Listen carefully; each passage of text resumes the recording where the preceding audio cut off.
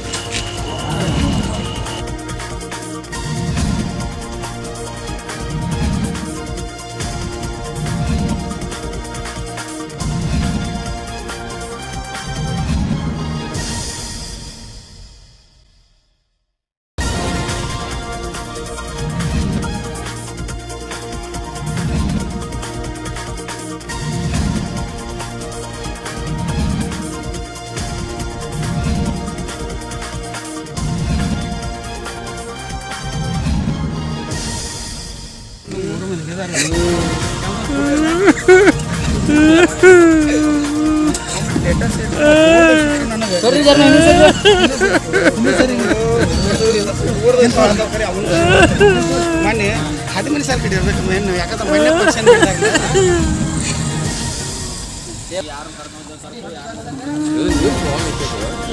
ಎಲ್ಲಿ ನೀರಿದ್ರೆ